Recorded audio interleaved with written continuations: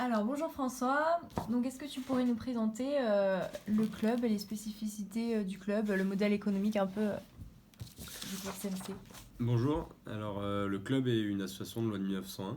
On a responsabilité d'organiser la voile au sein de la ville de Montgó-Carnon et avec aussi la spécificité un petit peu dans la valeur de la structure on est un centre de régate. Donc la vocation de la structure de l'association est d'amener les jeunes pratiquants à la compétition en voile.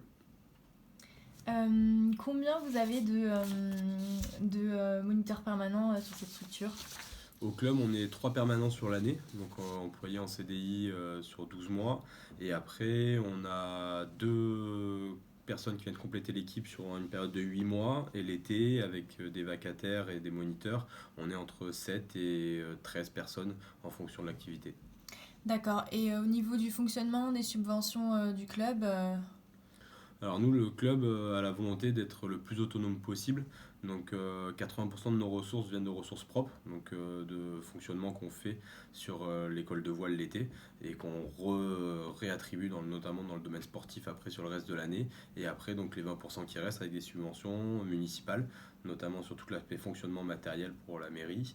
Et après des subventions de la région pour un peu nous aider sur l'aspect sportif. d'accord, et quel est le type d'embarcation on a donc au YCMC? Donc au niveau des bateaux écoles, on a des optimistes.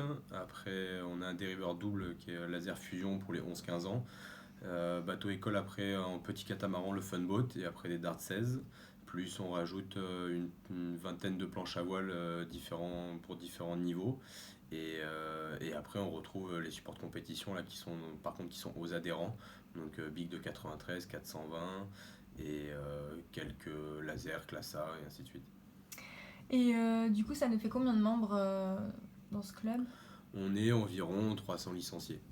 D'accord. En ce qui concerne la gestion du club, du coup, est-ce que tu as des points clés du DSI, donc des problématiques de sécurité particulières au plan d'eau de Carnon? Alors on a la chance d'avoir un plan d'eau très facile, hormis c'est vrai les changements brusques, on est en Méditerranée, donc les changements brusques de climat, de vent. Donc on a plutôt des zones de rapatriement, des zones bien définies en cas de changement d'orientation de vent. Et par contre après, on a une problématique aussi au niveau du port. On a pas mal de plaisanciers et on a l'autorisation de naviguer dans une partie du port. Donc on a un arrêté qui nous permet ça.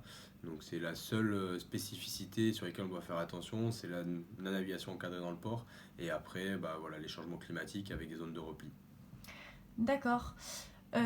Si tu voyais une façon de faire évoluer ton DSI, est-ce que tu as une idée en tête pour améliorer ton DSI?